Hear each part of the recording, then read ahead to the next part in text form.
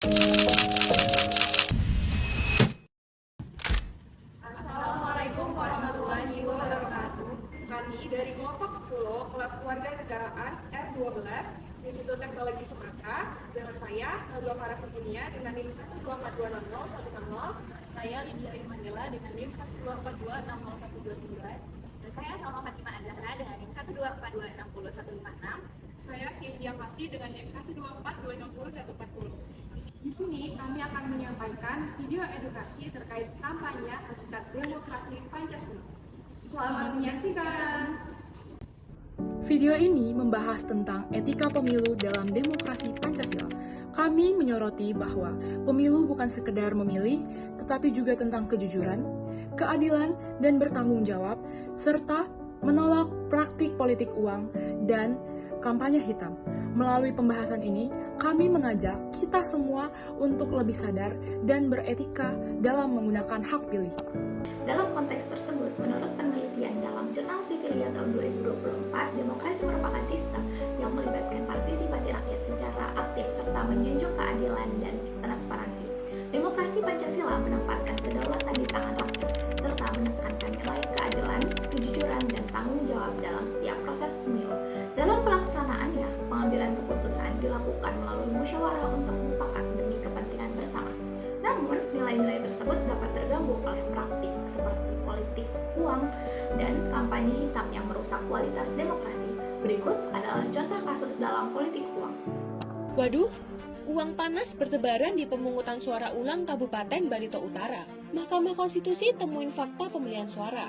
Seorang saksi mengaku terima duit 60 juta rupiah untuk satu keluarga dari salah satu paslon. MK juga nemuin fakta, suara satu pemilih dibeli 6,5 juta rupiah dan dijanjikan berangkat umroh. Temuan ini bikin pasangan nomor urut 1 Gogo Purmanjaya Hendro Nakalelo dan nomor urut 2 Ahmad Gunadi Nadalsyah Sastrajaya didiskualifikasi. Berdasarkan kasus politik uang pada video tersebut, menunjukkan bahwa praktik demokrasi masih menjadi masalah besar dalam pemilu. Meskipun politik uang sudah jelas melanggar UU Pemilu pasal 523. Masih terdapat kecenderungan pragmatis dari kalangan masyarakat, yaitu menerima uang tanpa mempertimbangkan kualitas pemimpin yang terpilih, di mana hal ini menunjukkan bahwa pengetahuan politik dari masyarakat dan pemilih masih perlu untuk ditingkatkan. Pengamanan dan pengawasan politik juga belum berjalan dengan efisien.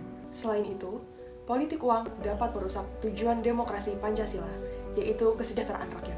Pemimpin yang terpilih melalui praktik ini berpotensi akan lebih mementingkan untuk mengembalikan biaya politik dibandingkan untuk menjalankan program yang bermanfaat untuk masyarakat luas, serta dapat menurunkan kualitas demokrasi secara keseluruhan. Secara hukum, permasalahan ini melanggar aturan seperti yang diatur dalam pasal 523 Undang-Undang Pemilu, tetapi pada kenyataannya masih banyak yang menerima uang saat pemilu. Kebiasaan menerima uang ini menunjukkan bahwa kesadaran politik kita masih rendah, padahal satu suara kita sangat menentukan masa depan bangsa. Lalu kira-kira apa yang harus kita lakukan? Mulai dari diri sendiri, jangan tergoda politik uang. Pilihlah pemimpin berdasarkan visi misi, program, dan integritas. Berani menolak dan melaporkan praktik kecurangan. Perlunya peningkatan kesadaran politik masyarakat agar tidak lagi mementingkan keuntungan sesaat dan menerima uang tanpa mempertimbangkan dampaknya terhadap kualitas pemimpin yang terpilih. Selain itu, pengawasan dan penegakan hukum harus diperkuat agar praktik politik uang dapat ditekan, termasuk peran aktif masyarakat dalam melaporkan pelanggaran kepada Bawaslu. Dengan begitu, pemilu dapat berjalan lebih jujur dan menghasilkan pemimpin yang benar-benar berpihak pada kepentingan rakyat. Ingat, uang yang kita terima hanya sesaat, tetapi dampaknya bisa kita rasakan selama bertahun-tahun. Jangan tukarkan masa depan bangsa dengan keuntungan sementara. Jadilah pemilih yang cerdas, jujur, dan bertanggung jawab, karena masa depan Indonesia ada di tangan kita. Nah, itu dia videonya. Semoga videonya dapat bermanfaat bagi kita semua. Terima kasih.